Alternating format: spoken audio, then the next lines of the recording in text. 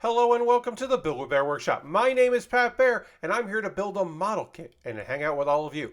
And first things first, I'm going to throw the Bear Cave, the Lego, the site, the Tier 2 blue emote in the chat. If you are currently a subscriber, you can reply with those emotes. If you are not yet a subscriber, you can say hi or use other people's emotes. Or if you feel like being a lurker, go ahead and lurk. Umjan is here. Hello, Umjan. Seems like we are sparsely attended at the start, at the start of this. Lord Crashton's here. Hello, Lord Crashton. And Ghost Valve is here. Welcome, Ghost Valve. So yeah, hopefully a few more folks will decide to join us here on this Monday. If not, it's okay. We'll figure it out. I'm happy you're here. Tonight, it is Monday, so we will do Manga Monday. I will chat about a manga that I've been reading and enjoying. This one is not an action series or an isekai. It is set in a fantasy world, but it's mostly a very slow, very patient, maybe love story.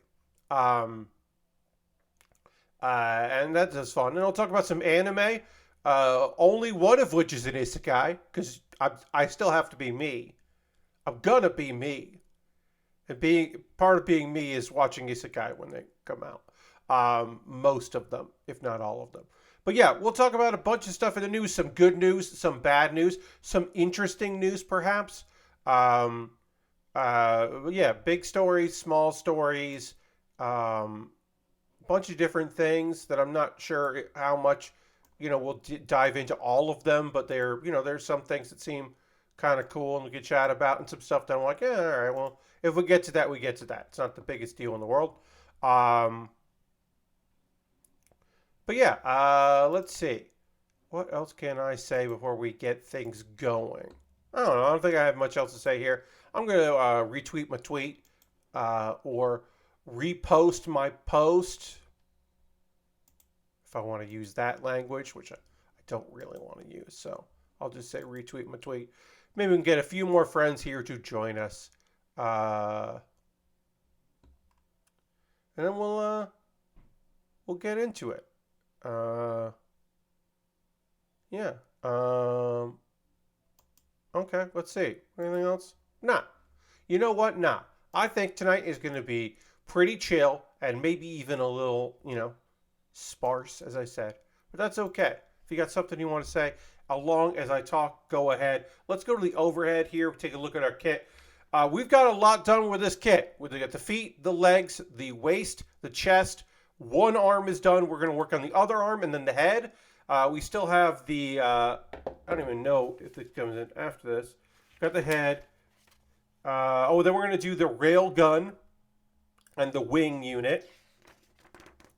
The rail gun is the side skirts, basically. The side skirts are weapons, which is fun.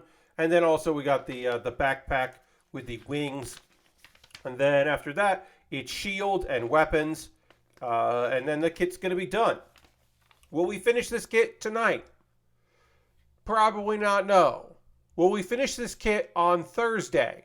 Maybe? Will we finish this kit on Saturday? Yeah, we'll be done by Saturday. We really should be done by Saturday. It's going to be kind of a problem if we're not done by Saturday. So, but it's nice to just do a nice long kit like this. Anyway, enough yapping for me about that. Let's yap about other things. Is this a Raymond Gundam? No. No, it's not. It's just a weird build order. It's a unique build order. I don't want to say it's weird, but it's unique. Let's start with a PSA. Hey, this is a weird thing to say. If you between the years of September 6th, 2020 and September 20th, 2023. If between September 2020, September 2023, so 3 years. In that period, if you had a Crunchyroll account with banking and other information in there, if you use the service, I should say, you are entitled to money in a class action lawsuit settlement.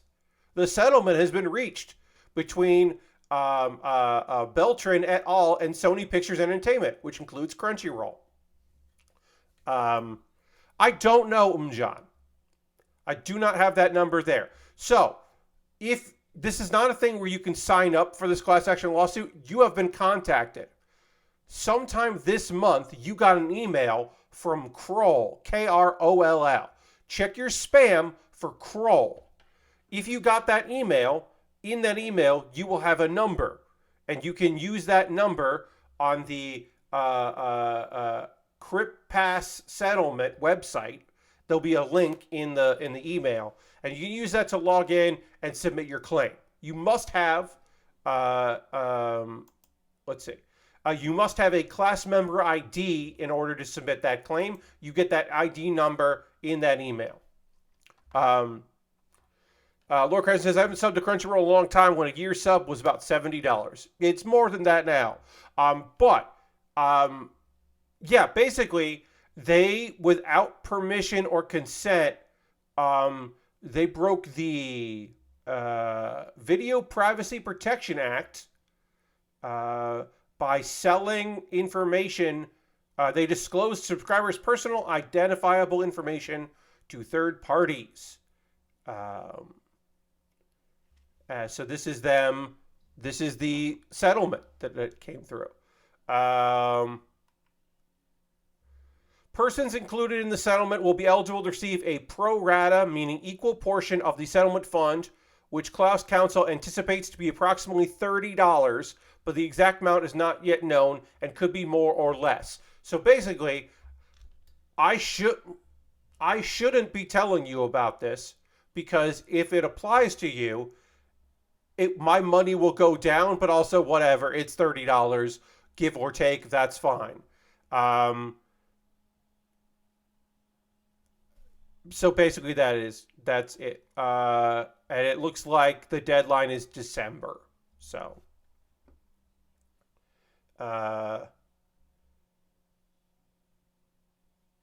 there is a hearing on December 19th. The deadline, I believe, is December 12th. And also, this is an important legal thing, right? So you can just, if you are part of this, you can just ignore it. If you're like, this is not something that I have any interest in pursuing, I'm not interested in seeing where this goes, I don't particularly care here one way or to other about this, well then you should do nothing is an option. You also can choose to exclude yourself from it, which allows you to later sue on your own. Doing nothing means you waive your right to sue in the future because you don't want to be part of this. So doing nothing is like saying, like, nah, I'm good. But if you wanted to, like I said, pursue legal means, legal trial on your own, you have to basically exclude yourself from proceedings.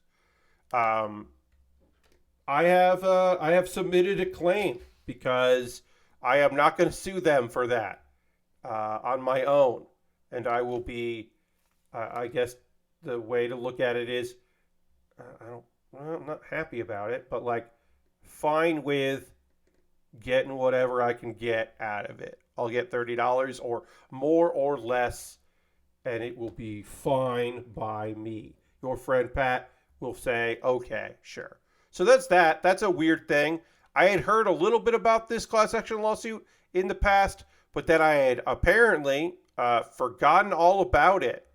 And it wasn't until someone was like, oh, hey, that thing's going through, that I was like, oh, yeah. Huh.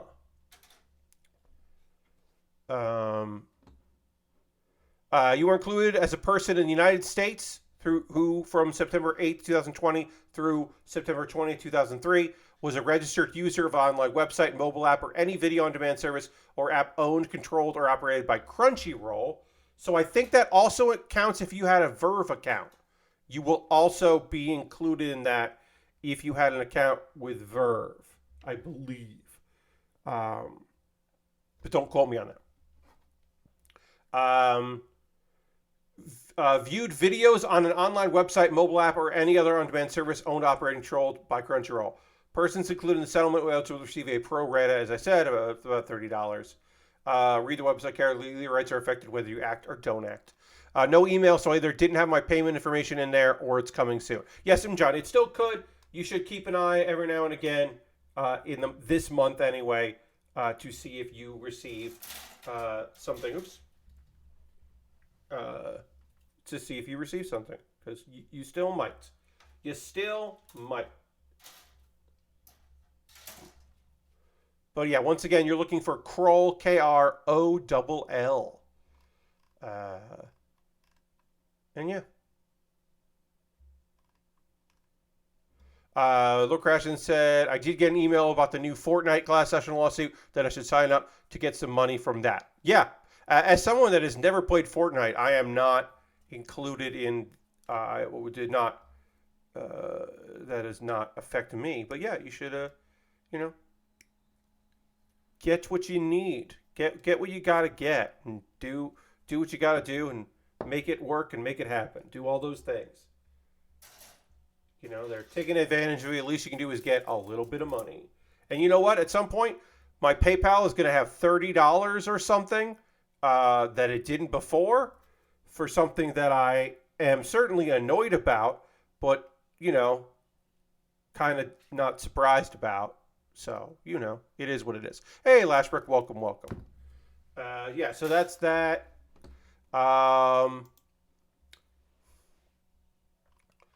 I currently do not have the ability to post stories on my Twitch page, but sometime in the future, I will have that option. Now, will I use it? I don't fucking think I will, but I will have that option. That is something that I will be able to do if I am so interested in doing so, because that's a new feature coming. Stories are available in the platform's mobile app. That's in the mobile app, so I don't think you can go via the website. You just see it in the mobile app. That appears to be the case. And they expire after 48 hours. So it's got a shelf life to it for whatever reason. That they decided they wanted to have a shelf life for these things. Let's see. It's more like Snapchat or some Instagram stuff.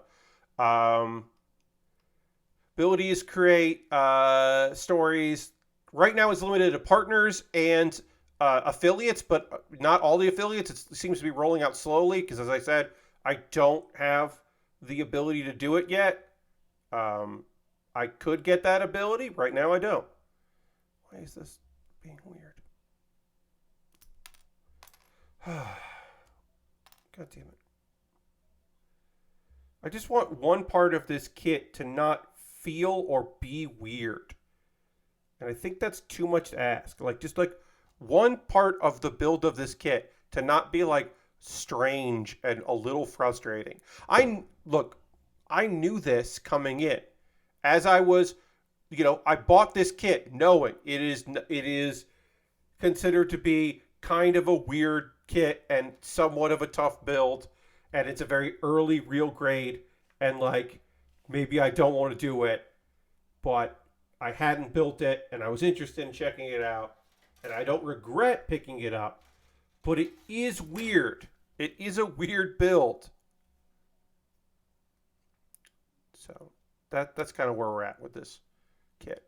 So yeah, they're gonna have basically stories, and I could post stories, and you could, on the mobile app, if you use the Twitch mobile app, you could read my stories. I probably would just use it. I don't even know if I would ever use it, but if I did use it, my assumption is that I would use it to just occasionally post updates of when my stream is going live. I think I would just do that. I'd be the stuff I post on social media. It'd just be another way for me to post social media links to be hey, reminder that tonight I'm doing this. I think that's all I would do with it. I don't have any other real reason to share stuff like that. I don't know what percentage of people who watch my streams watch on mobile. I could probably try to find that out. I'm sure it's not an insignificant number, but I don't think it's like most people, because um, I don't think people are like watching me while they work like on their phone, which I know some people do that. That's how they engage with Twitter, is they're on mobile and they're watching people. But since it doesn't seem to want to be a thing on browser, it's like less interesting to me. It's also more annoying. So I don't know. I don't necessarily think I'm gonna do that. Uh, but that was kind of interesting. I'm going through the like fun stories, or things I found interesting before we get into the story where I'm just gonna yell. Don't worry, that is coming. There is a story that does make me want to yell, and I will chat about that story. Uh, but I felt like first I should. Is this right? Is this accurate? Yeah, that looks right. Okay. But I felt like first I should, just try to do a nice one. Just like a nice one here and there. Just like something that we can have some fun with before I get into the ones that like truly make me angry. Um, New York Comic Con happened last weekend. We talked about one of the big news pieces from that Thursday. Kind of like, to me, the big story, which was Dragon Ball Daima being announced for next fall. That is of course, we don't have to really relitigate this, but Daima is did you see that Discotech announced a dual Blu-ray? I didn't see that. That's fun. Did not see that announcement. That is fun. Having a legal way to watch Dual is cool. Parallel Trouble, Dual. It's if you're I've talked about it on stream, but I don't know the last time I talked about it.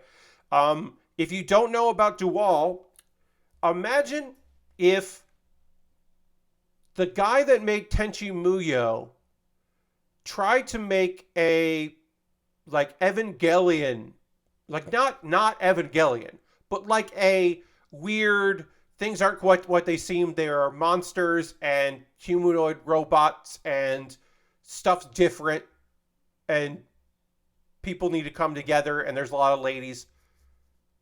That's Dual. Parallel Trouble Dual, or is the Tenchi Muyo guy. And for many years, it was not part of the Tenchi universe. It is retconned to be part of it. The comics for Tenchi Muyo GXP or GPX, the space one that's not really, it is in standard def, yes. Oh, they're going to do it, the Blu-ray is going to be in standard def? Well, yeah, the show was in standard def. Okay, sure. Like all Tenchi Muyo products, people wonder how there's still more Tenchi Muyo, how there were all these Tenchi series. The reason is because all but like one of them all but one of them existed on paid satellite channels that paid for the content to have content. They're weird deals that get made to just make them. So Tenchi Universe aired on television, but I believe that's the only show that wasn't part of this weird deal. So they're made like pretty cheaply, and lots of weird negotiations happen to get them made. And the fact that a Blu-ray is coming out at all of Dual is interesting, because I would not have expected that to be the case. Anyway, yeah, it's a Tenchi Muyo guy, and then like the comics for a random Tenchi series in space that wasn't about Tenchi made it so that everything in the Tenchi universe is the future of the Dual world. And one of the characters from Dual is in the Tenchi universe, retconned. Way after the fact, but at first was not supposed to be a connected universe. But then, like I said, it became a connected universe, because they were like, well, what if these are connected? That'll be fun. Anyway, New York Comic Con had a bunch of announcements. That's what I was planning to talk about before We got a tangent there. We know Dragon Ball Daima. Invincible Season 2 got another trailer. And also, to us, kind of like at the same time that was announced, or we got more gameplay for Omni-Man from Invincible. Omni-Man is going to be part of Mortal Kombat. So there's a trailer there. Let's see. I'm just scrolling through. I'm looking at a IGN roundup. Let's see. There's going to be another Walking Dead series. That's coming out next year. We had the Scott Pilgrim anime trailer. And reminder, it is an anime. One, because in the broadest sense of the word, any animated piece is an anime. Because anime is just the Japanese word for animation. So everything is an anime that is animated. Not everything, but every piece of animation is anime. But in the specific sense, Science Saru is making it. A Japanese studio is making it. So it's an anime. And there, some people will say that's not even enough and blah, blah, blah. And to those people I say, you're boring. You're boring. You are boring if this is the thing that you are held up on. If you think the source material has to be Japanese, you're boring. Anyway, Scott Pilgrim trailer came out. It has a song done by Anna Monoguchi that sounds very much like the Mortal Kombat movie, the original Mortal Kombat movie theme song. And if you think, wow, this really sounds like the Mortal Kombat song, it's because that's what they were trying to do. They were trying to make a pastiche of the Mortal Kombat song, complete with the guy that yells Mortal Kombat in that techno song is in this trailer. He's in the trailer in the song yelling things. And congratulations to that guy. He finally got paid for doing a Mortal Kombat-ish song. Because apparently that guy didn't make any money off of the Mortal Kombat techno song. So goes the story. That dude got fucked over royally. So congratulations on that guy for getting paid. And also, cool for my boys in Anna Monoguchi for doing more cool stuff with Scott Pilgrim and et al. That rules. And also that trailer's fun. Everything they put out looks fun, looks neat. I'm into it. I'm excited. Should be cool. I don't know shit about Percy Jackson, but Percy Jackson and the Olympians, first look images of the Disney Plus series and some guest stars. And Lin-Manuel Miranda's around, so okay, he's gonna play Hermes, and of course Lance Reddick is Zeus in it. R.I.P. Lance Reddick, of course, but Lance Reddick is gonna be up in there, which is cool. And the only reason I bring up Percy Jackson, which I have no connection to and have no knowledge about, is that somebody tweeted the other day, wait, is Percy Jackson's first name Perseus? And I was like, that's a fun, like, oh, I just got it moment. Whereas, like, I know nothing about this, but I assumed that his name is Perseus Jackson. But this person was just kind of like, oh, duh. And I don't know. I found that charming. Because sometimes y'all were just like there's always somebody who is like, they could be any age. It doesn't have to be a young person. It could be anybody who's just like looking at an announcement for the latest Sonic game and kind of looks at it and goes, Miles Prowler, Tails' name is a pun? Like, there's always somebody. It's a thing. You know, like, not everybody knows. And it's always better to just be like, yes. It's totally okay. Phoenix Down, you know. There's always going to be somebody out there who didn't know the thing and is like, oh, wow. I now know this thing, and I'm very excited about knowing this thing. There's always somebody out there. I'm going to panel line the arm because we're done. We're done with this. I'm going to panel line these two parts here. Just use gray for all this. Let's see.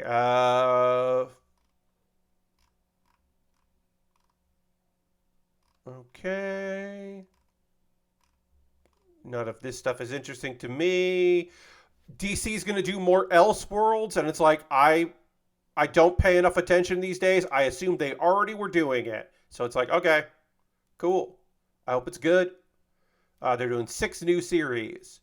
But yeah, they're bringing back Elseworlds. So it's like, all right, that's fun. Let's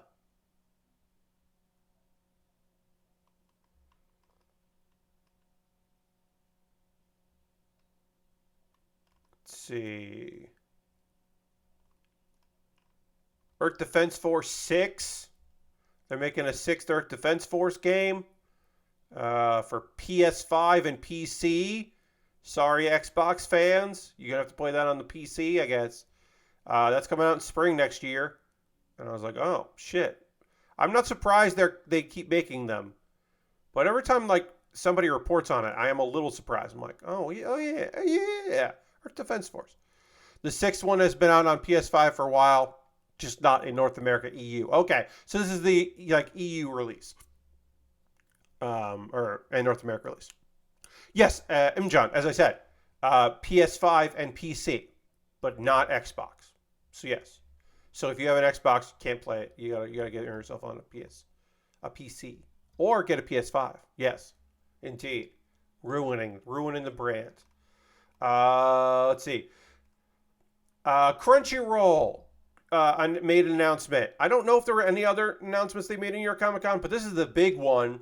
Is Kaiju number 8 is coming next year, and there's a trailer. It's coming in April of next year. I bounced right off of this manga. And I know a lot of people really like it, so I'm going to give the animation a try. I'm going to give the anime a shot because so many people seem to really enjoy it. And as it didn't work for me, doesn't mean it's not good. It just didn't hit me. The manga didn't hit me. And I would love to be wrong because so many people really like it. And the premise is something that you'd think I'd be all over. The guy who kind of low tier dude who like cleans up after kaiju attacks, and then he's like, "Oh, now I'm a kaiju. Oh no," It's like, yeah, you'd think that'd be right up my alley, and it probably is. It just never clicked for me. I don't know. I think that's all of that. All right, so we talked all about the nice news. Now it's time to get mad. Let's get mad, everybody. The deal for the sale of Bandcamp between Epic and Song Trader seems to be gone through today and closed, which meant that people have been laid off. Now, some people were laid off directly before this sale, and then now as the deal is closing, about half of the company was laid off, according to an editor there, which is obviously awful. JJ Skolnick said, officially laid off after 2 weeks of limbo where I expected that would be the case, but had no confirmation. Nearly 8 years at Bandcamp, and it's over. If anyone's looking for a dedicated, talented, and professional editor and culture writer, I'm on the market. It says, about half the company was laid off today. Some of the most incredible people I've ever worked with, including 2 of my amazing editorial colleagues, and mostly incredible support staff from many others. It's a loss, no two ways about it. You may remember that there is a union within Bandcamp. They were looking to be recognized by Songtradr and to offer employment to everybody, to not immediately lay people off. Although, if you look at the paperwork, this is Epic laying people off directly before Songtradr takes over. So it is part of the agreement. This happens quite a bit, where even though it is Songtradr saying we don't want all of these employees, it is Epic saying we laid people off before they came over.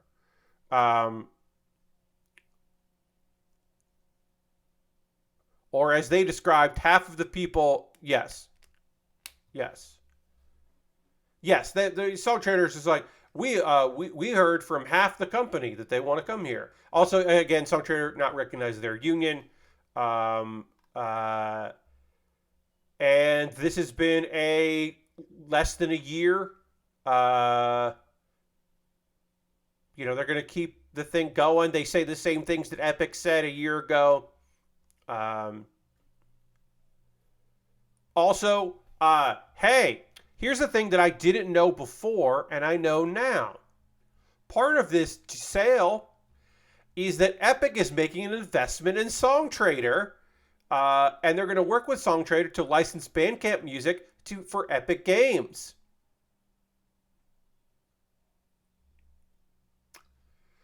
So they just decided that it would be cheaper to invest in another company to do the work that they bought Bandcamp to do. Because also selling it makes the shareholders happy. Blah, blah, blah. But yeah, so basically, they're just like, actually, you do this thing that we want to do. Now, I tweeted about this. This is an important thing. Obviously, this sucks. This Songtradr owning Bandcamp sucks. Epic buying Bandcamp sucks. It sucked for the... we dropped some frames there, but looks like we're okay. All right, we dropped some frames. My apologies. Them getting sold sucks. Them getting sold immediately sucks. All these people losing their job sucks. The future of Bandcamp, both for the people that continue to work there and also the people that earn some or most or a huge chunk of their living doing things through Bandcamp, either through digital sales or sales throughout. Maybe less companies should buy other companies. Sure. Buying them. Well, no, Lord Crashing, they bought them to sell them. They bought them for this. This is the plan. The plan sucks, but this is the plan. The plan is to leverage Bandcamp's library of artists to make it cheaper and easier for Epic. Also, you have to remember, Epic's whole thing is that walled gardens take too much of a cut, right? Apple takes too much of a cut of things.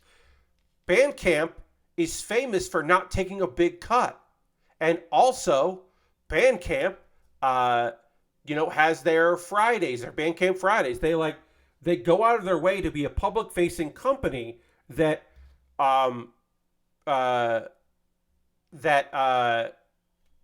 exists for the people. So Epic, of course, somebody in Epic was like, "Oh, we should have Bandcamp. We should have Bandcamp." Because philosophically it fits. Now, the thing I will say about all this, well, also, Lord Crasher, you can also just sell it for a loss. They may have lost money on this. We don't know. But money doesn't matter when you make enough of it. It doesn't matter. None of this matters to anyone except the low-level employees who are fucked. But anyone that has money invested in this doesn't care. And that includes the co-founders of Bandcamp, because that's the part that's missing from this let's be fucking mad. Not enough people, in my opinion, are mad at the co-founders, the CEO and the CFO and founders of Bandcamp, because there were many of them. There were only two by the end. because those guys were outspoken for a very long time, and then they just sold the fucking company. So, like, Ethan Diamond and Sean Grunberger are also part of the problem. And he's like, well, Pat, they sold the company. It's out of their hands. They didn't have to. Well, Pat, you know, you gotta sell a company when things are rough. You gotta like make the choice to get out of there and make the right investment, and you know, and you gotta look what's best for the company and everybody involved and all that. Bandcamp was profitable. Bandcamp was very profitable. Bandcamp had been profitable for over 10 years. It was only unprofitable for about 4 years. They took one round of venture capital investment and managed to last with that until they became profitable. And then they continue to be profitable. And in fact, pandemic era Bandcamp did very fucking well. And I know that you and I think, well, if they were doing well and they were making money and profits were even going up, why did they sell? And the answer to that sucks. It sucks. The answer sucks. But the answer to that is because that's what you do with a business. The second your business takes venture capital money, the plan is to sell it. Now, did Bandcamp last very long, considering that it existed solely to be sold? Yes. It existed for a very long time without being sold. And that's commendable, sadly, that they existed for so long before they did what they were supposed to do. I say this as someone that applies to places that are looking for VC capital or already have it, or V capital, that are looking for VC funding, I should say, venture capital. I said VC capital, and that's like ATM machine. There are people out there that are looking to invest in things and looking for that big return, that big money return. Or they're looking for it to fail so they can write it off, because that's the kind of money they make. They make money off of write-offs from other money. Like, because that's their fucking deal, right? It all sucks. It all sucks. I mean, the fact that there's venture capital owns the business that I worked 16 years at, that, of course, did in fact fail. The Upright Citizens Brigade was not... They created a theater and a school, and then more theaters and another school. They didn't do it to sell it someday.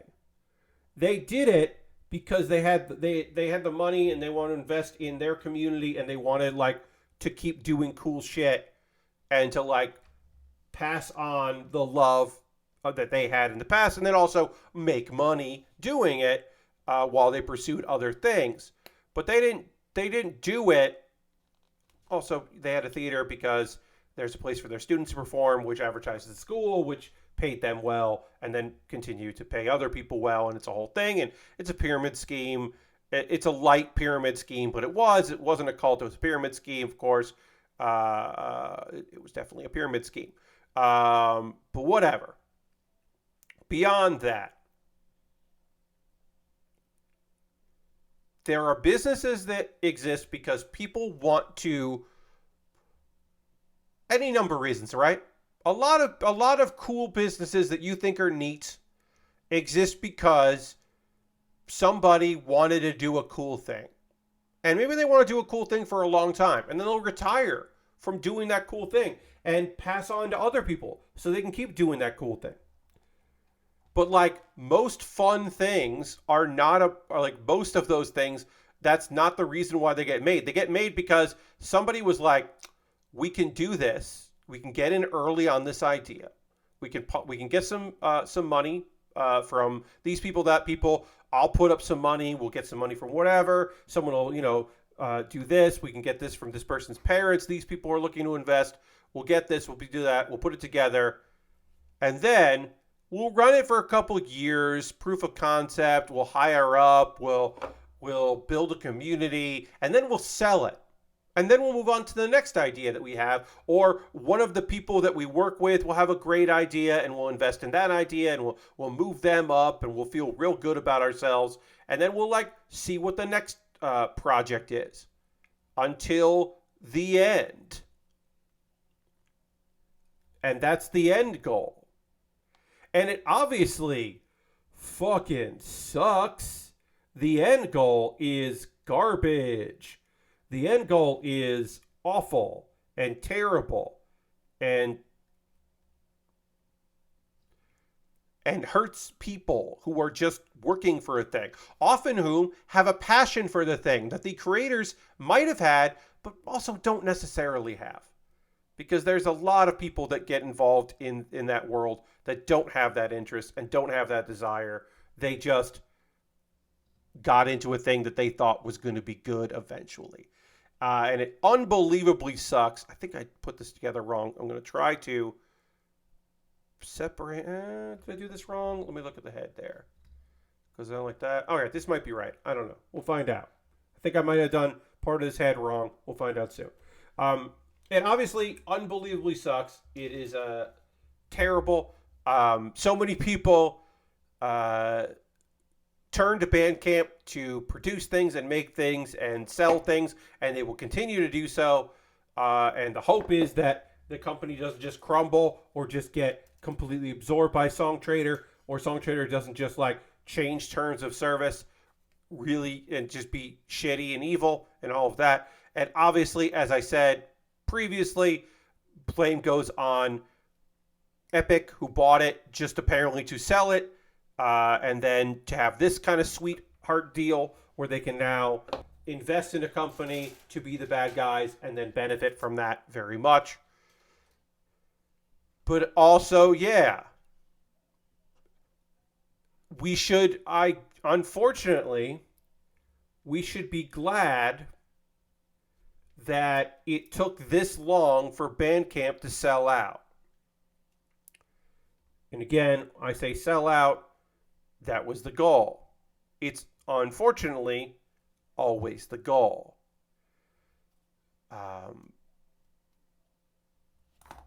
And there's sometimes, look, I would love to be wrong. I would love for someone to be like, well, actually, this company did take VC funding, but they did it because, they need to get off the ground and they want this to be sustainable. This is the project they want to work on. If somebody wants to leave the project to go do other things, they can. But like, this is the thing. This is everybody's passion project and all that. And that's great. And I hope there are plenty of companies out there like that.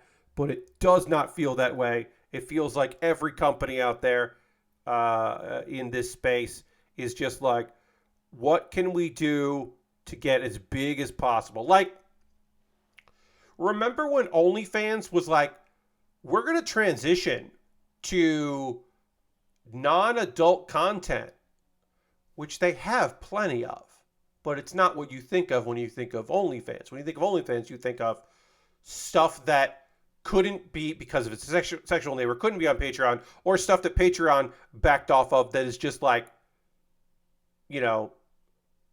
sexy, but not sex. And then people were like, and so it didn't go anywhere, but it could in the future get dirty or whatever. People think that. There was a period where, a very short period there, where OnlyFans was like, yeah, we're going to start restricting content here because we're moving into a new space. And rightfully, a lot of people were like, fuck off. I'm going somewhere else then. The thing you think you're pivoting to isn't going to happen. Like, that's not, what are you thinking? Why would you think that? Why would you think that way?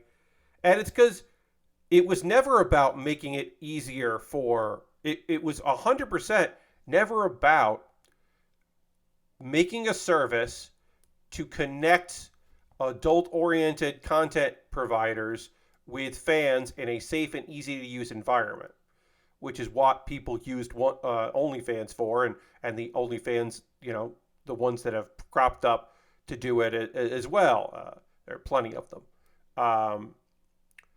Like, that wasn't the intention. It's just that the early adopters to OnlyFans were adult oriented, and because they explicitly didn't kick those people out, it became the service. But it wasn't. That's not the end all be all for them. The end all be all for them is make a lot of fucking money, and adult oriented stuff makes a lot of money, but it always runs risks of government interference, of banks who don't want to deal with that kind of stuff, the exploitation of people. Certainly these are, user things, and it is certainly safe from some exploitation, but you always have people that are like, this is a front for the mafia and all these other things, and it becomes this complicated issue that a lot of people don't want to deal with. And if they can pivot out of it, they're gonna fucking try to pivot out of it. And it's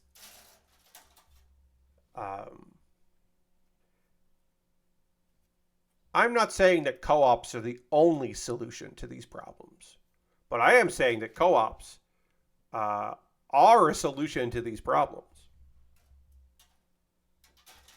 If you're afraid that the podcast network that you like is going to sell to a big company, well, then you should check out Maximum Fun, which is a co-op that is not looking to sell. Their end goal is not to build up their company so much so that it can get them a high price.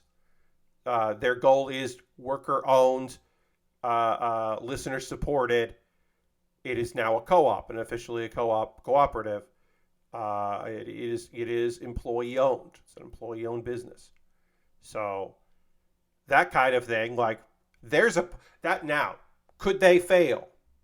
Sure, they could run out of money. They could, there could be scandals that drive people away from podcast and from their company and from supporting people. A lot of the artists that do it there could all go to another place for some reason, for more money or a better deal or whatever. There's any number of reasons why that they could fail.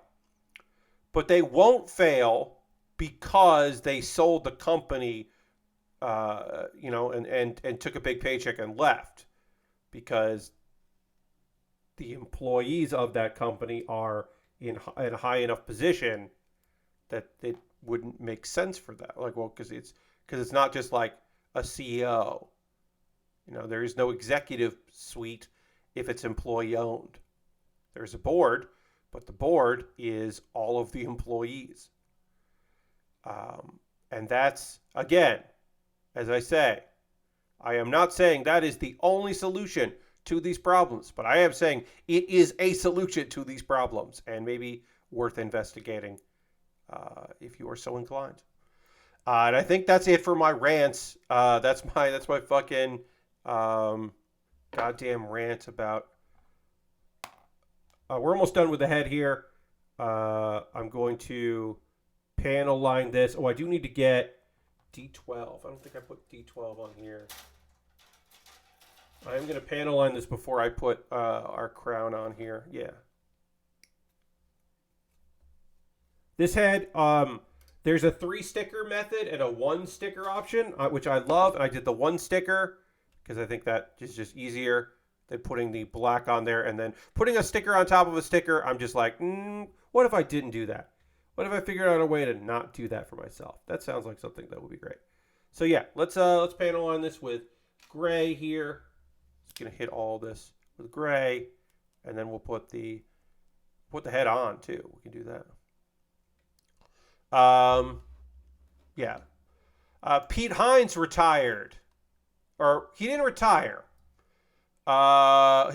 He did retire from Bethesda. 24 years at Bethesda. That's the thing, right? Sometimes when people retire, you're like, ooh, what happened? But when it's like 24 years at this company, like, yeah, get out of there. I mean, cool. I'm glad you can retire, Pete. New chapter in his life exploring interests and passions, donating his time where he can, and taking more time to enjoy life. And that sounds fucking rad. And yeah, Starfield got launched, and now, look, when's the next time Bethesda's going to put a game out? I don't know. And the next Elder Scrolls? The next Fallout game? It's going to be a real long time. So it's just like, yeah, get out of there. That's cool. I don't know. I don't got a problem with Pete Hines. It's fine. Get out while the getting's good. Do I think Starfield is a fucking masterpiece? No. Do I think Starfield's a pretty fucking good video game? Yeah, I think it's a pretty fucking good video game. So, congrats, Pete. You're out. Getting the fuck out of video games sounds pretty okay, my bud. So, good on ya. Thanks for the memories. Yeah. It's just a little thing. It's like, bye. Later. It's like, okay. That sounds fun. Let's see.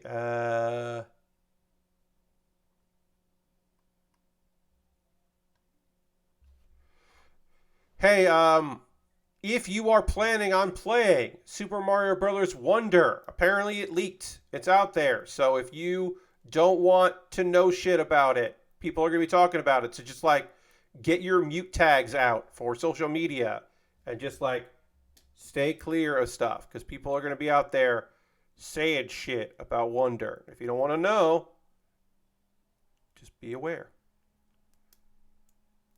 People are out there. Be safe out there. I hope Mario doesn't die in this game. Well, I hope he comes back.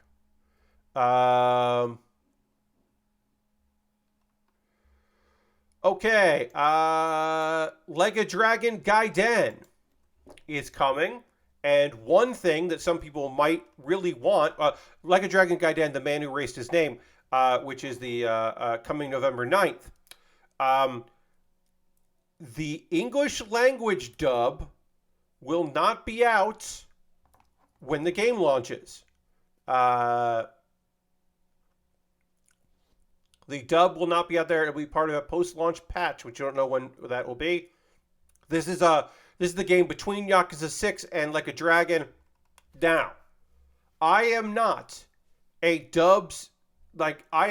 subs purist.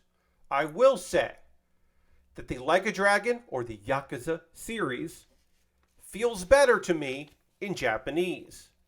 If you are a dub person, if you want the English language, because reading is something that while you're playing a game, reading subtitles, that's not your vibe. If you've come to like the voice actor, if the English dub for Kiryu is how you hear Kiryu in your head, totally understand. But I think you should just, if you're going to get the game and that's the thing that's going to keep you from playing at the beginning, but maybe give it a try. Maybe give the Japanese version a try, because I do think, as someone who's played a bunch of these games, I just personally vibe better with the Japanese, because it just fucking feels like a Japanese video game and you'd hear it. I don't know. But I am not one of those people that's like, get the fuck out of here. But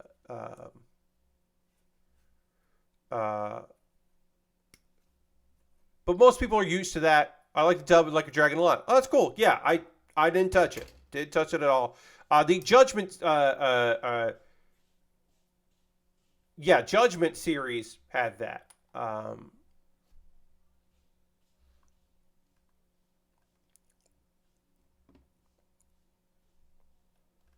So yeah, I honestly think it's fine. Let's see. We're working on the railgun right now, so we got to get some railgun parts together here.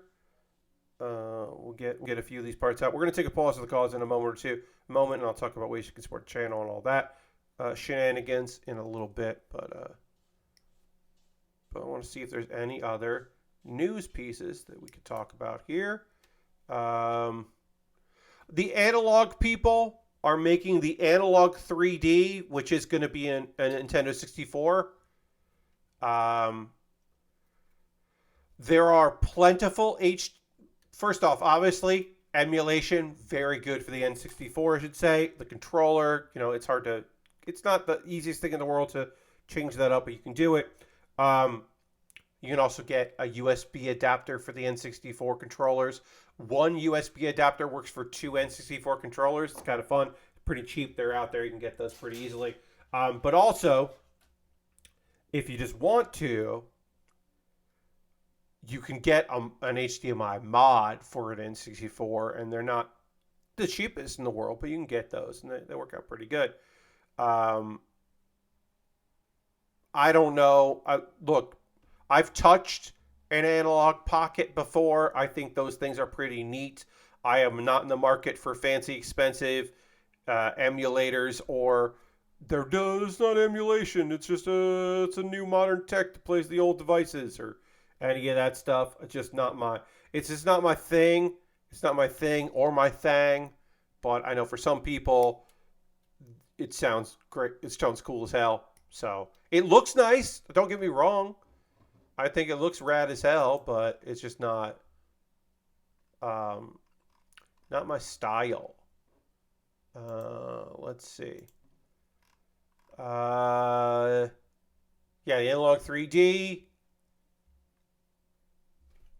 Because Nintendo isn't gonna probably put out an N64 Mini. I never had a fancy N64. Just does nothing for me since the last book. Yeah. I never had many N64 games since most don't appeal to me outside of the Aki games, so this isn't my thing. Might get the analog pocket at some point. I mean, I played some. I certainly did play some. It's going to be 4K, and you can do wireless controllers made by 8-Bit Do via Bluetooth. And it's FPGA based. But yeah, if you just want to emulate those, you certainly can.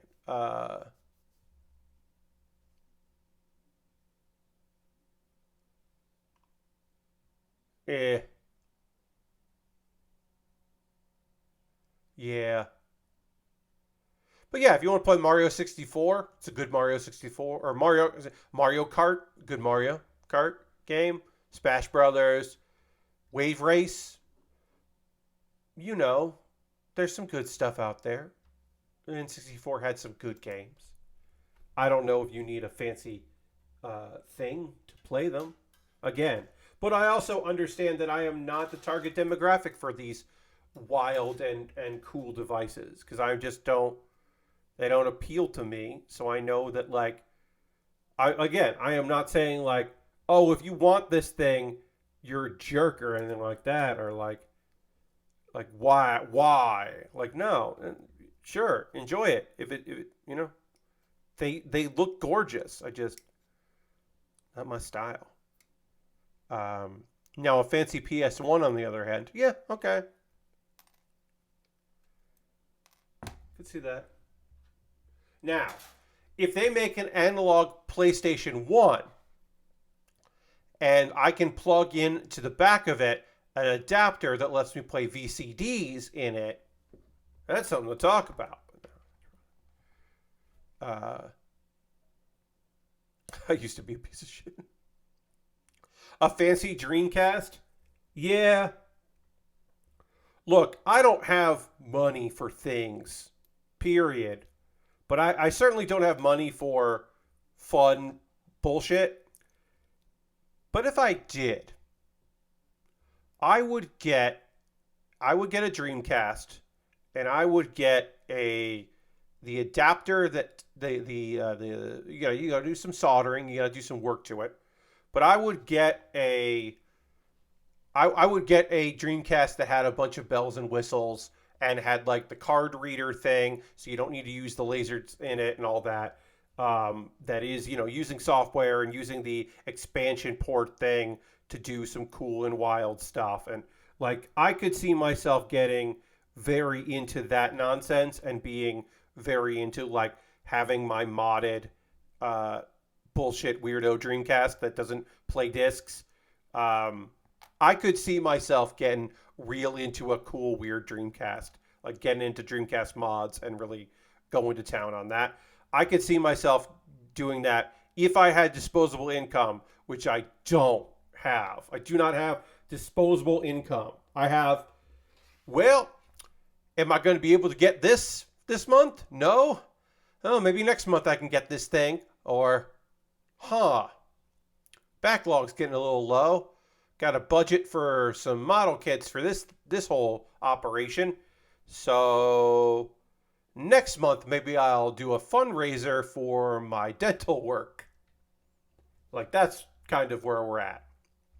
My Dreamcast requires me to tweak a laser thing in it to make sure it works properly, so a reliable DC could be cool. Yeah. But yeah, I mean, like, there are mods that you can get in a Dreamcast that make it so it's card reader, and then you can just load up your cool ROMs. You don't worry about lasers anymore. But it's still a fucking Dreamcast. It's still your goddamn Dreamcast. And third-party replacement shells, so you can, like, make it clear and do all kinds of nonsense. I'm sure Macho Nacho Productions. I'm sure that Nacho has a whole thing about Dreamcast. I can't remember, but I bet he does. Anyway, like I said, I would love to have a cool modded Dreamcast. That's not in the cards for your friend Pat right now, but maybe someday your boy Pat will have a cool Dreamcast. Anyway, what is in the cards for your boy Pat is to do the pause for the cause and talk about ways you can support the channel. I'm going to throw the Bear Cave, the Lego, the site, the Tier 2 blue emote in the chat. If you are currently a subscriber, you can throw those emotes in the chat. Being a subscriber is the easiest way to support me financially. You can use cash money or your Prime Gaming token. If you have Amazon Prime, link with your Twitch, you get that token. You can use that token on anybody. And I would say please use it on me. Because it's just nice. It's just nice if you did. It'd be great if you did. You don't have to, but it would be nice if you did. But being a subscriber is the easiest way to support what I do here. Again, also, bits and coins always appreciated. Gifting subs. No one has gifted subs in October. At the end of September, y'all gifted many, many subs. It fucking whipped ass. It was very cool. It was the September, in the end of September, you got a discount on gifting subs, and people gifted subs, and it was rad. And no one has gifted subs this month, and that's okay. But also, if you want to join the gift sub leaderboard, help out people, you could do that if you want to. There are other ways to support me. All of these are optional. You don't have, look, you being here means the world to me. If you also wanted to help me out, you could. But you being here is great. I got a Patreon. Patreon.com/PatBear. There's a $1, $3, $5, and $10 tier. There are different rewards for the different tiers. Consider joining me on Patreon. It would be great. I posted today, if you were on my Patreon today, you would have gotten my schedule for the month. Every patron got that. You also, if you're in the $5 and $10 tier, you would have gotten a mailbag video that I made that everyone else will watch tomorrow. Hey, I got a kit in my backlog. I know what I'm building after this kit because it came from my wish list, which is rad. So yeah, there were 2 posts today on my Patreon, and there'll be 1 tomorrow. More about that later. Why did I post that? I posted USA Gundam Store too early, whatever. You could buy a gift card at USA Gundam Store and then send me a message if you wanted to. I posted that too early. My apologies. I meant to post YouTube because I have a YouTube channel. Subscribing to my YouTube is free, obviously, but also you can become a member. And then for $2 a month, you get my Wednesday videos a day early. So tomorrow, $5 and $10 patrons get that video. And also, says improv ad break, yeah. But also, my YouTube members, they get a lovely thing from me, which is my Wednesday videos on a Tuesday. And the one I recorded today that comes out tomorrow is silly. It's short. I haven't done a short one in a little while. It's good. I think it's pretty good. The one that is currently the newest one that I made last week is one of my favorites that I have done. And this one is good. It is not great, but it is good. So that's something to look forward to. Also, direct donations, because maybe you want to support me. Maybe you think this is great, but you rather like tip instead of subscribe because like, Pat, I don't know if I want to do $5 a month, or I'm not really on Patreon that often, so I don't even know the $1 tier. No thanks. But maybe you want to jump into my Coffee or my PayPal or my Stream Elements. Just do a one-time tip. And everything I make through direct donations, through YouTube, through Patreon, and through Twitch, all goes into a fund, and I buy model kits with that money.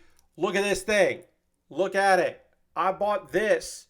The Freedom Gundam. I was like, I'm going to buy the Freedom Gundam real grade. It's a real grade I've never built. I'm going to buy that. And I had the funds available to do that because of your generosity. So past you is supporting current me. And that rules. Let's see. What else did I want to say? If you want to support me and... no, that's not that. Okay, so... As I said, somebody bought something off my Amazon wish list. That becomes the next thing I'm going to build. Thank you, Chris, out there. If you also want to decide what I built and you don't want me to go to my backlog and instead you want to buy something or build something that you decide I should build, you can buy something off my Amazon wish list. I just recently updated this list. I have a very inexpensive entry grade with a bunch of weapons, which looks neat. Inexpensive Lego sets. Expensive model kits, pricey stuff. The Demi Barding, which is from Witch from Mercury, that's on sale right now, which is a good price. But I recently added a few new things to that wish list that look cool, like the V2 Assault Buster Gundam. That just looks neat. I've never built that. I thought that was a cool looking kit. I put that in there. Some Lego sets that I put in that I recently added. A bunch of different stuff that I would be happy to build. And if you see something there that you would love to see me build on stream, you could just purchase it and then I would build it. If you want me to build the full mechanics Witch from Mercury Gundam aerial, I've built aerials before, never built the full mechanics aerial. I'll build that. You just got to buy it from me. I probably won't buy that on my own, but like you could do that if you wanted to. Other than that, I already mentioned USA Gundam Store, so I'll just mention I have a Throne wish list. You can buy something for my Throne wish list. It's just like Amazon, only it's not fucking Amazon. So check out Throne, see if that appeals to you. And that's it for that. Okay. And let's see. If you want to support me and not spend any money, I got a Discord. You can just jump on my Discord. It's a nice little place. Post build photos. People post stuff they're working on. Join that fucking Discord. It's cool. Couple video links for you to check out. Pat Bear's Anime Club. Do you want to hear about the 8 isekai that are out this season? It's actually 9, but I fucked up and only talked about 8 because one of them is a Chinese show that we didn't know was getting a Japanese thing that Crunchyroll was also going to pick up the dub of, but that happened. So I talk about 8 of the 9 isekai that are out this season in this video, so check that out if you want some recommendations. And then Baerly Rehearsed is an ongoing video series where every fucking week I write and perform a character piece that I have some amount of rehearsal for. I rehearse it a little bit. It is written and performed by me. This last one that just went up last week, the most recent, if you haven't seen it yet, I've been talking about it for a little while. The premise is it is a guy who is the leader of a private investigation agency. He's a private eye. And just coincidentally, he happens to only solve spooky paranormal cases. But he is not a paranormal investigator. He's not. It just happens that way. And he's pretty annoyed about that. I loved it. I was happy. I was laughing as I wrote it, which is always a good sign. And was happy with the results. So check that video out, that Baerly Rehearsed, because it's one of my better ones. And it didn't do particularly great as far as views go, which is fine. Honestly, if I was chasing views, there would be so many different things I would do differently on YouTube that I don't do if I was chasing views, because I'm not chasing views. It's more about doing a project every single Wednesday, and including next year. I know what my next one's going to be. Luckily, because it's October, I actually fucking figured out what my year-long project will be for next year. So that's good to know. Anyway, I'm going to talk about some manga, and then I'm going to talk about some anime. Before I do that, I am going to quickly drink some water, and we're going to dramatically transition back to the overhead and work on these rail guns that are also side skirts for our kit. And we're going to do that right now.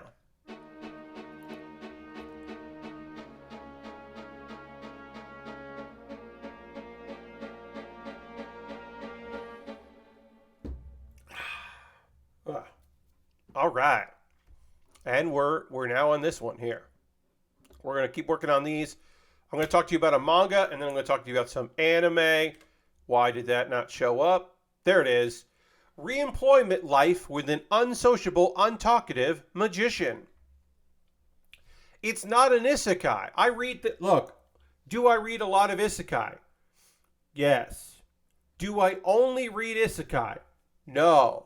I read a lot of different kinds of manga, including this pretty damn lovely little series called Reemployment Life with an Unsociable, Untalkative Magician.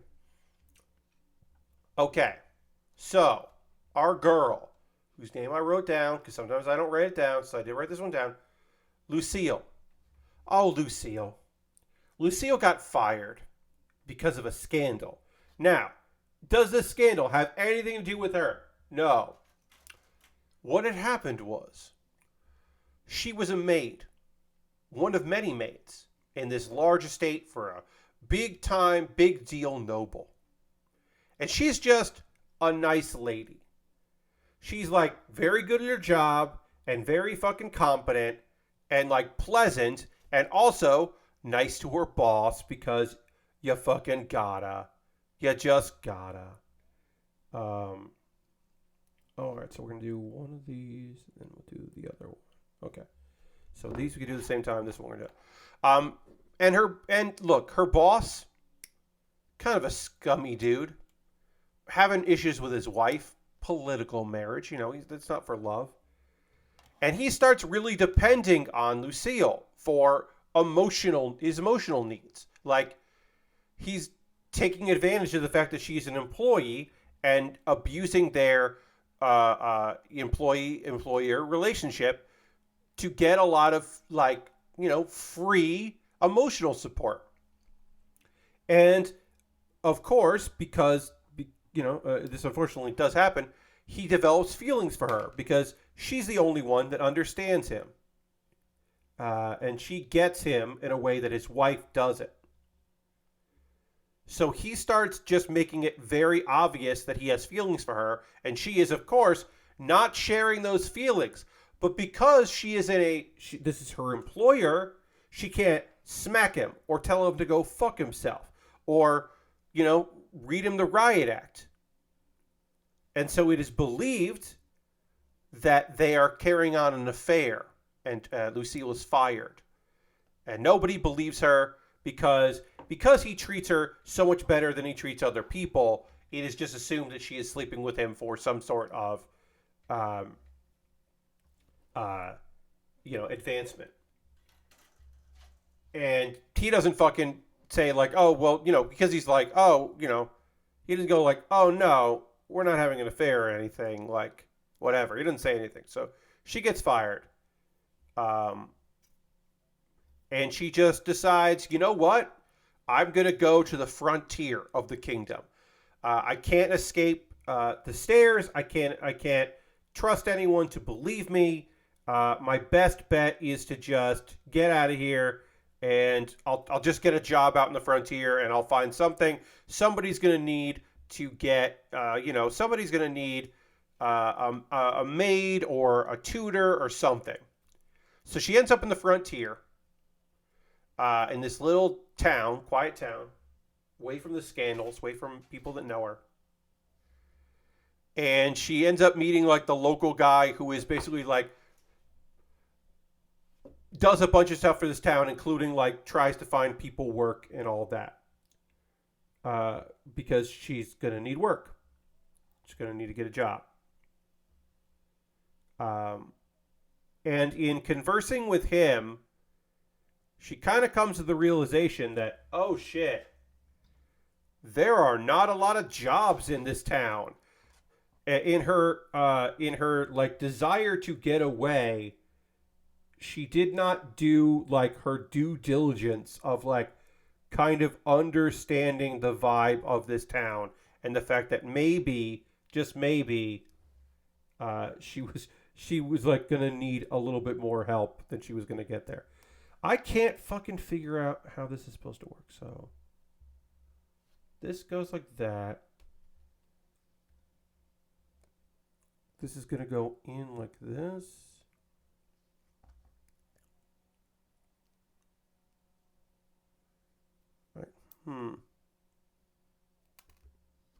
Okay, I'm gonna.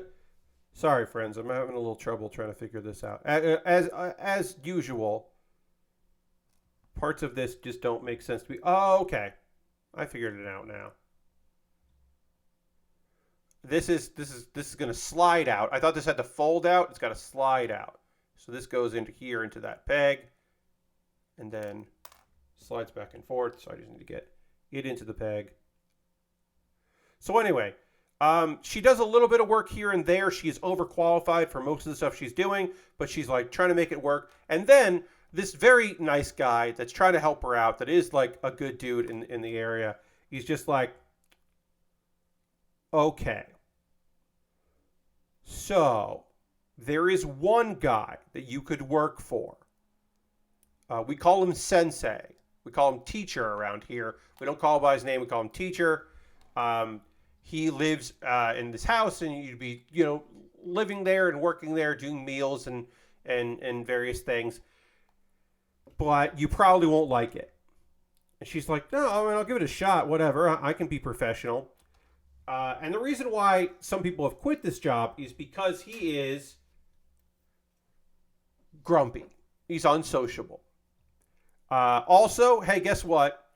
He's a magician. He is a magic user, which is very rare. And the people in town, he's like the closest thing they have to like a doctor, a problem solver. A lot of people are indebted to him. That's why everyone calls him Sensei, is that he is a dude that lots of people keep in high regard. So everybody wants to help him, but they're just not quite sure how to do it because he just kind of grumbles and grunts. But turns out he's a pretty okay guy. He's a good boss, and she doesn't give up because guess what? Even if he's grumbly and he like doesn't respond to things and he seems a little gruff, he didn't put her in a terrible position like her former employer did.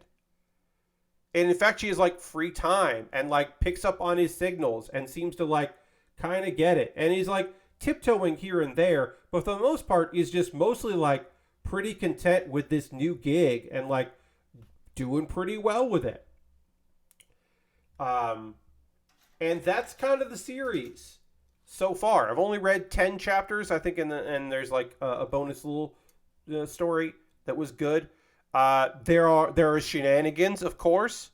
There is the brief period where there is a girl that she wants to not do the main thing she's supposed to be doing and wants to be basically have Lucille's job because as a young child she definitely developed a crush on this guy. But that is, have to deal with that and the realities of that and all those things have to kind of like figure themselves out.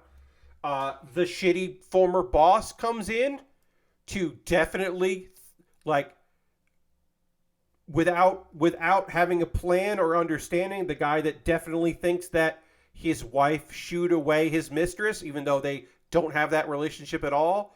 And he doesn't have a plan or any understanding of how to make anything work,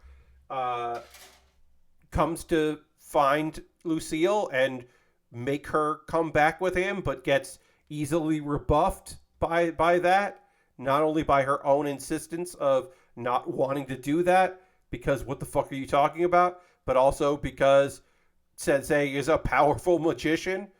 Yeah, there's some really, really good shit in it. Do I think this is going to turn into a romance? It is setting itself up to be a very slow romance show where they are very slowly maybe going to open their hearts to one another. And I knew that going into it, right? I wasn't going to read this not knowing that because that's the kind of vibe we're going here. Am I in favor of that? No. At a certain point, she's going to have to stop being his employee if they are going to pursue a relationship. Because I am adamant about that, in my opinion, because you can't have a power dynamic. You can't make it work with a power dynamic like that. But whatever, it is a story and a fantasy. So I guess in this fantasy world, they'll make it fucking work and it'll be fine, and she'll just keep being, you know, being the maid, and it'll be no problem at all. But I don't think so. Anyway, that is the full title again is Reemployment: Life with an Unsociable, Untalkative Magician. It is an interesting story. I've liked it. I think the art is fine. Some of the illustrations I think are actually quite good. Some of it feels a little rushed, but it is, it's something. It's something I would say try to check out if you are interested. You could try to find it. All right, I have done one of these. We'll panel line it, and then I will start the other one. It's time to talk anime, everybody. Guess what? Your friend Pat's going to talk about fucking anime. Get ready for it. I'm going to use the black here on the gray because it's a darker gray than the light gray that has been on this kit, but I will use gray on the white pieces here. And this is 10-3. This is 10. So I got to remember this is 10-3, and the other one's going to be 11. Okay, so I know what side it is. I shall survive using potions. I'll give you a recap of episode 1 of I Shall Survive Using Potions. This is the series about a girl who, Kaoru, she was kind of in a bad spot in her, just turned 30. She was, in a dead-end job, but, was trying her best and trying to live her life. Not in a good spot. She died by mistake.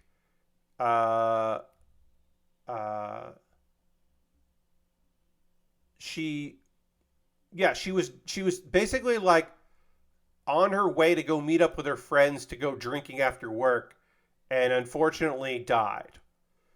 And to make up for it, the goddess Celestine, who she calls Celis, was like, okay, well, I can give you some cheats and we can figure something out and you can destroy this fantasy world. And our girl negotiated a plethora of cheats. Basically, she has a younger body, which comes into play in this episode. And she can understand any language, both written and spoken, which means she can understand... Oh, we disconnected. Uh-oh. We got disconnected. Folks that are watching the local version will know that we just got disconnected. And then hopefully we will get reconnected very soon. But yeah, if you're watching the VOD of this, hi. I'm going to stop talking about this anime until we get reconnected, because hopefully we will. Hopefully we'll get reconnected and we'll get back some of our viewers. We still have not gotten reconnected, which might not be which is not good. But we're connecting to chat. Ooh, I am disconnected here from the internet. So that's fun. So we'll see what happens. We'll see if we get reconnected. My internet has been fine lately, so it is very frustrating that it is not good. So yeah, I'm just going to panel line this and keep talking while we figure things out. Looks like I might have gotten reconnected. Okay, looks like we got restored here. No, I was disconnected. We'll see if I come back here. We'll see. Am I back? I look like I'm back. Hi. I'm going to write hi in the chat. Hello. Yeah, I seem to be back. My apologies, folks. I got completely disconnected there. And then looks like I got reconnected successfully. It was only like 2 minutes, but it happened. Twitch works so poorly for me, I always assume it's on my end at first. Yeah, I mean, also, sometimes it is. Sometimes it is on y'all's end.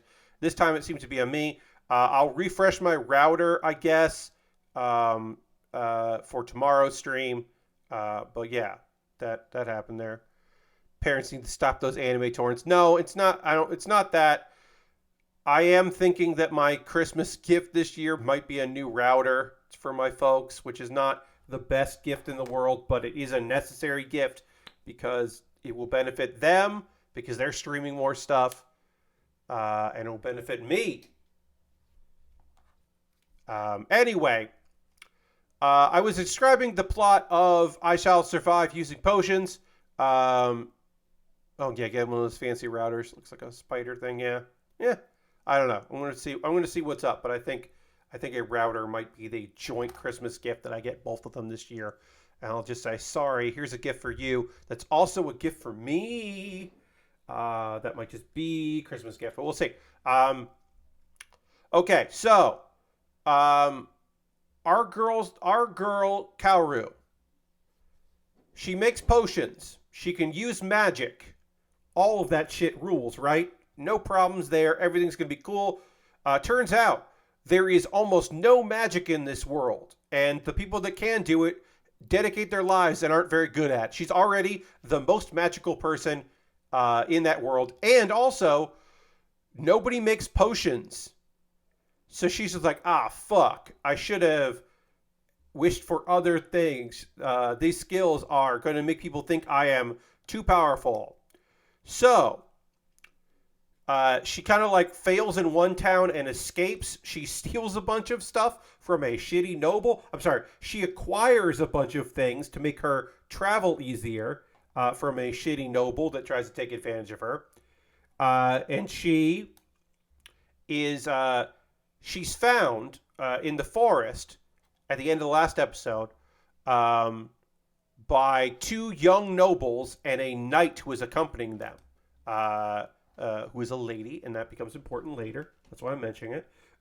Anyway, they think, oh, wow, we just met Celestine, the goddess. This has to be a goddess. This is like this young woman in a nightgown, in a bed in the middle of a forest, like a fancy bed in the middle of the forest. And so, Kaoru can't be like, she's not going to lie. She's like, oh, no, I'm friends with her, but I'm not that goddess. And they're like, oh, well, you must be another goddess. And she's like, all right, well, that's probably going to be easier. So she kind of talks to them for a little bit. We learn who they are. I don't know if we're going to see them again, but they were important for this episode. So I'll say we have Hector and Eunice, who are nobles, a brother and sister. And they're traveling to escort, with an escort, Francette.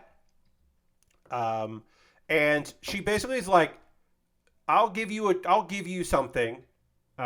Because they're visiting her grandmother who is ill. They're like, I'll give you something in exchange for sad stories. And they kind of tell stories that are like really just their kids. So it's just like, here's why my friend is mean to me. And here's about the time that I fell. And it's like, and it was embarrassing. And it's just like, whatever. And then Franette is just like, well, I don't know if I have a sad story, but here's what's up with me. Sometimes I wonder that I'm never going to have kids and be in a family because I focus so much on being a strong, tough knight to show other people that I was capable. And all of my friends went off and got married, and I sometimes worry that I'll be alone forever.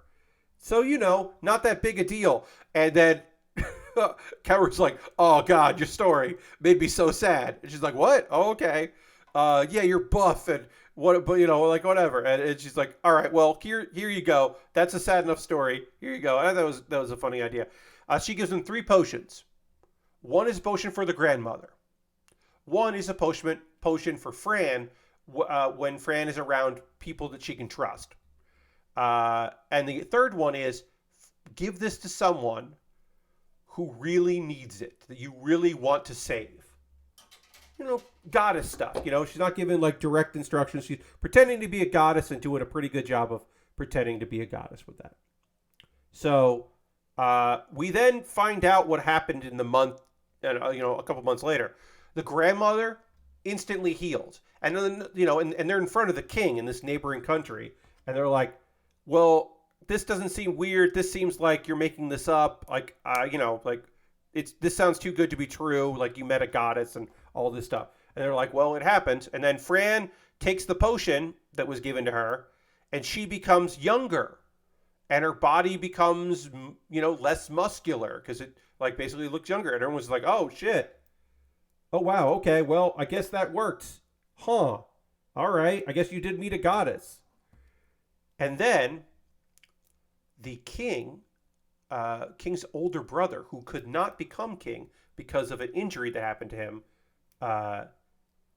Fran is like, I want you to have this. She said, give this to the person you wanted to save, because his arm hasn't worked right. So he wasn't like strong enough to be the king. And he takes the potion and he's cured. And then he could be the king now. But no, he doesn't want that job. And then he like winks at Fran. And it's like, wait, are we implying that the assistant to the king, his brother, is going to get with this knight? Okay, I guess we are. Good job, Kaoru. I guess you saved the day. It's weird. But anyway, Kaoru has made it to the country she's currently in. She has made it to the capital city. She's in the big city. And she sells some of the items that she took from that noble. But she's running into a bit of a problem. And that problem is she looks too young. And people think she is a kid. She should have aged less when she came over. So she's like, fuck, okay, well, I don't know what to do here. And also, she can't make potions, right? So she's got to think of a job. And she finds one, and we'll find out what that is soon. But meanwhile, we got to jump over to the kingdom. We got to go over to this is the capital city. We got to go over and meet some new characters. We got to meet the crown prince, Fernand. We got to meet Fernand, the crown prince. He's over there doing his thing. And what his thing is being very overworked. He's just very overworked and trying to deal with a lot of stuff. He's got two advisors. They're childhood friends. One of the advisors is like, hey, me and the other guy, we're going to go eat. And the prince is like, all right, well, we'll go. And, not a lot of people met him, so he can kind of just blend in. And they can just go and go on a little adventure. And they go to this cool restaurant that has a brand new menu full of items no one's ever heard of. And it's bumping there. And that's where our girl Kaoru works. She got a job as a waitress. And it's Japanese food. Because of course it is, friends. Of course it's Japanese food. Because this is an isekai. And it's apparently fucking law that in isekai, you've got to say that Japanese food is awesome. So that happens. It's there. And also, apparently she's been using her, because she can make any kind of potion she wants, she's been making food ingredients like soy sauce. Because that is something she can make. Because basically, cooking is the only way she can use her powers to survive. So she is a waitress there, and she has a side business, which she has gotten permission to do at the place, and also folks have helped her out. She offers advice, and she offers business advice to people because she's got a lot of knowledge from working at a company in Japan as an employee there. She's got that kind of stuff. She listens to people, gives them advice, and she ends up giving advice to the prince. She doesn't know that he's a prince. He's just Fern, some guy named Fern, who looks like he's a noble or somebody, but she doesn't know who he is. And apparently, the crown prince gets kind of fucking infatuated with Kaoru. And Kaoru is trying to lay low so people don't know too much about her. But the prince just fucking starts showing up and he's just negging her and bothering her because he wants to know more about her and wants to be he doesn't offer her a job because he's undercover, but he is just bothering her to the point where she's just like, hey, you gotta fucking leave. I talked to the owner and you're not welcome here anymore. And he's just like, what are you talking about? You can't tell me that. And he grabs her, and then everyone in this restaurant stands up like they're about to whoop this guy's ass. They don't know he's a prince. They would probably not want to do that, but they don't know that. But they're just like, what the fuck, dude? They're not gonna let Kaoru get taken by this guy. And he's like, all right, well, he's not going to give up. And the episode ends with him sending a invitation for her to come to the castle. Of course, she doesn't know that he's the prince. She doesn't know why she's being summoned to the castle, but it clearly freaks her the fuck out. And that's the end of the episode, and we'll learn more about that next week. I'm digging this one. There is some fun humor in it. It is. There are a bunch of characters who are in the opening and ending OP that we have not met yet, so I'm interested in seeing where that goes. I love that half this episode was her just like helping people, and then it spiraling into like she helped the like the king of another country with, and she doesn't know it. You know, like it's kind of snowballing. Yeah, I think it is a totally fun series. I'm enjoying it. I recommend it. And then let me tell you about The Family Circumstances of the Irregular Witch. This is episode 3 of that show, which I've been enjoying quite a bit. A reminder of the premise of this one here. Okay, so I need to do like this. Great. So these railguns sit like this when they are not railguns. They just kind of hang out like that when they are just side skirts. And then we can apply these side skirts here. So the story of this one is we've got we've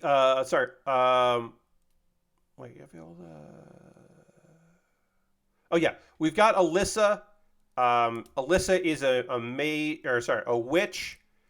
She found a young human baby at some point that she named Viola and raised. Alyssa's got 2 sisters, Grinko and Luna, and who seem like, nice people. And is a story of a daughter and a mother, like a found family, both of whom really have a complex about each other and don't want random dudes to just get in the way of their time they spend together, because there are dudes who are interested in both of them for various reasons. And it is just a series of them trying to deal with that. And then also, like, being a family and all that other stuff.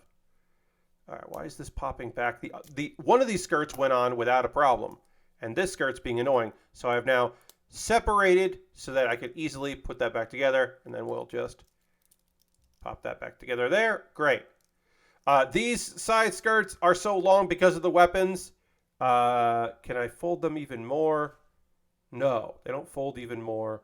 I guess I could do that, I guess, if I wanted to. Yeah, I could do that just to make them a little more manageable. Just put them like that. That looks all right.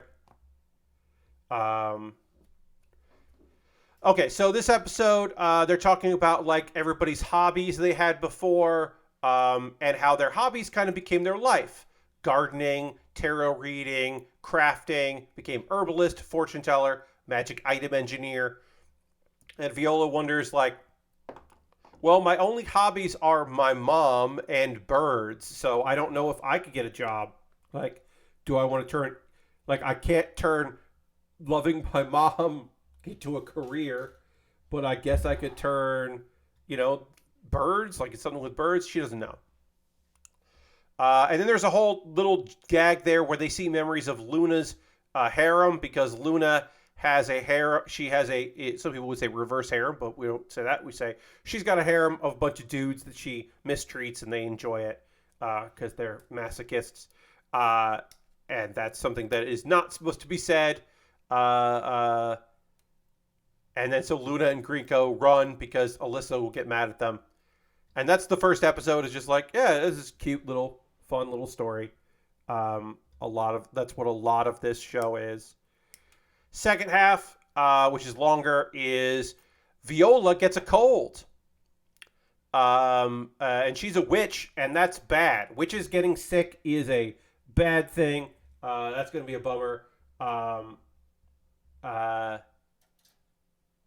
Even a human witch getting sick is going to be a problem. Phoenix is like... they have a phoenix named Phoenix who acts like a cat. That is Viola's familiar. And Phoenix is just like, I don't know, you can use my body to make soup, I guess. And they're like, no, we don't want to do that.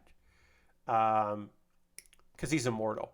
But Viola doesn't want to fall asleep, because witches, when they sleep with a fever, they get nightmares, and it manifests those things. And that's going to be a problem for her mom. So she doesn't want to do that. So there is a thing this is one of my favorite dumb things I've ever heard in one of these kinds of shows where they have to like world build.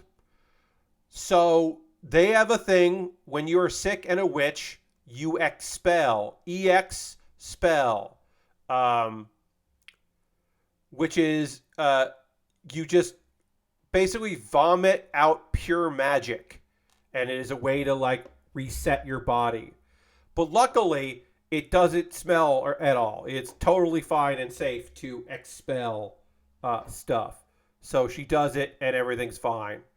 Um, uh, Eventually, Phoenix puts her to sleep to recover. She forces him, or yeah, he forces her to go to sleep, and she has a dream about her birth mom, but then doesn't remember it by the time she wakes up. So, uh, also apparently, Phoenix has caught a cold because of the contract they have, and Alyssa remembers when Viola was 6. Apparently, she was so strong with magic that when she had a fever, when she was 6 years old, she summoned a water spirit in her sleep. And that led to her fascination with animals and summoning magic, which is a fun little backstory thing. Because this anime is very cozy, it is very chill, but it's big on world building. And like oh yeah, like of course. It made, to me, it's like, I was like, yeah, that makes sense. She got interested in summoning because when she was 6 years old, she summoned a water spirit. It's like, okay, yeah, sure, I get that. That's why she summoned a phoenix and like didn't think of it as a big deal. She's like, yeah, whatever. Okay. Oh, you want to stick around? Sure. Okay, you can. Um. So, would I recommend you get caught up with the first 3 episodes of the familiar family circumstances of the Irregular Witch? Yeah, I think that is a fun little series. It is very light. There are some heavy shows this season. There are some rough stuff out there. That this one is very light. Is a very light, funny thing. So far, the overall idea that neither of them wants dudes around because it's going to get in the way of them being around each other is like it hasn't overstayed its welcome because like that's not every episode. I was worried that it was going to be like the fucking big thing of the show, but it hasn't shown up like every week, so that's pretty good. And that's all the anime and manga that I wanted to talk to you about. But now I would like to hear from you. What are you watching right now? What are you playing? What's got you? What's got you? You know, what's your weekend? Did you go to the movies? Did you watch some TV? You watching football? Do you have football on in the background while I stream? And you got your Monday nights going there. Or you watch some stuff yesterday. I checked out today a game that I'll be playing tomorrow on stream, I should say. It is on Steam, the game. Growth. Growth is a tile placement game in the style of Dorfromantik that we've played on stream, and I enjoyed very much. I'll be playing that tomorrow. I received a code for the game, an offer for a code. So it is not a sponsored stream, but I did not pay for growth. So I do want to make sure that I make that very clear, and I will make that clear in the description of the stream and all that, just so people are aware. But I'm checking that out. So I played a little of that today. I'm going to restart it. That is a fun game, and I'm looking forward to starting the tutorial with all of you because I think that my viewers will like it. So we'll check that out. The game came out today officially, so that's out there on Steam. I don't know how much it is because I didn't have to pay for it, but I'm sure you can find out. Or I can find out before tomorrow. I should find out before tomorrow since we'll be checking that out. And then I played Hearthstone today. Monday is when the weekly quests reset, so I played a bunch of Hearthstone. Usually I play a lot on Mondays. I had a good time with Hearthstone today, and I'll keep playing that throughout the week as always. That's my daily game, my daily driver. I watched Wrestle Princess 4, which is the fourth year of. It's just one of the bigger shows for Tokyo Joshi Pro Wrestling. All the belts were on the line. the tag titles there's finally new tag champs because they've been vacated since the summer. I do want to just give a shout out to Max the Impaler. Shout outs to you, Max the Impaler. You are the first ever non-binary singles champion in Tokyo Joshi Pro Wrestling's 10-year history. Now, obviously, Max the Impaler, the non-binary nightmare, that is their nickname, I should say. Their nickname, what am I doing? Max was previously tag champion. So Max was not only the first non-binary tag champion in their history, but now is the first Tokyo Joshi Pro Wrestling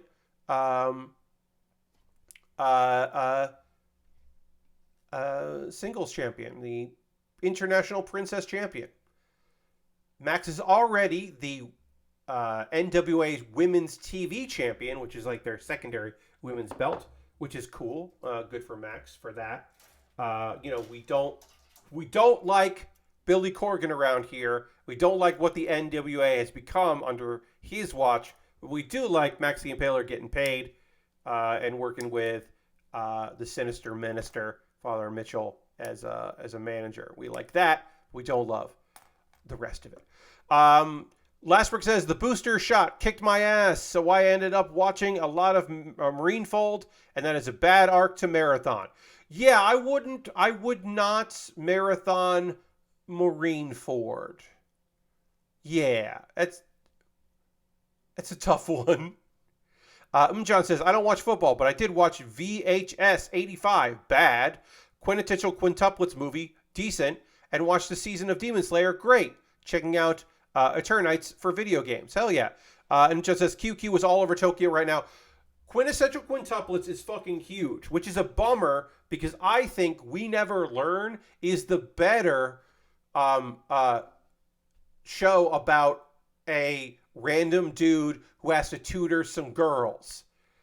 Because We Never Learn and Quintessential Quintuplets came out at the same time, and I think Quintessential Quintuplets is not as good as We Never Learn. I think We Never Learn is way better and more fun, but that did not hit as hard, which is a shame. It's a bummer, but it happens. John will look up We Never Learn. I like it. So We Never Learn has one big problem with it. It's got a teacher that maybe also has a crush on our main guy, and that sucks. And it's all for humor. It's not for reals, but it sucks. But there's a bunch of girls that may or may not have feelings for our guy, and there's and hijinks it. Also, there's a girl that doesn't have feelings for the main character, but she still teases him because she likes him as a person. But she is aware of what's happening, which I think is fantastic. IGPX Blu-ray. Okay. I enjoyed Deep Rock Galactic Survivor demo as the highest budget Vampire Survivors clone I've seen so far. Yeah, Deep Rock Galactic making a Vampire Survivors clone was not on my bingo card, but sure. The RoboCop Rogue City demo was also fun, though my PC can't play it well, so I might check it on PS5. I have heard surprisingly good things about that RoboCop game. I feel like the alternative and just stretching out Marineford but watching it in small chunks isn't much better either. I mean, I think you need to take breaks with Marineford. I don't think you can just marathon through it. I think breaks are fine. It's a fine arc. But, yeah. We're going to wrap things up there because I have completed so much of this kit. We are now working on the wings, but the body is basically done. So now all we have left is the wings and the arm, the wings and the gun and the shield. So we might finish this on Thursday. I don't think we will, but we might finish this on Thursday. I'm not going to say finished. I'm going to say working on. And if we do, that would be great. But we still have to do build the backpack here, build the wings, and then build weapons. Yeah, we still got a ways to go here. So I think we're actually probably going to finish this up on Saturday. But that is going to do it for tonight's stream. A reminder that my next stream is tomorrow night, because right now I'm going to find somebody to go raid, because we always end with a raid. But tomorrow night's stream at 9 p.m. Eastern is a game called Growth. It is a tile placement game that we will be checking out that I am excited to look at. Once again, I was offered a code for the game, which is wild and rare for me. We're going to raid. Obviously, we're going to raid Mary Kish. Mary Kish is playing a game called Wizard with a Gun. 3 people on my list right now are playing Wizard with a Gun, but we're going to go check out with Mary because, we always try to raid Mary on Mondays. It's Mary Monday. But Mary's playing a game called Wizard with a Gun, and I want to know what that is. Anyway, tomorrow I'm going to be playing a game called Growth, tile placement game that looked neat. So we'll be checking that out. I hope you will check that out with me tomorrow. Thanks for being here on this pretty fucking chill stream with one weird disconnect. And I'll see you next time, everybody. Have a good one. Good night. Goodbye, goodbye, goodbye, goodbye, goodbye, goodbye.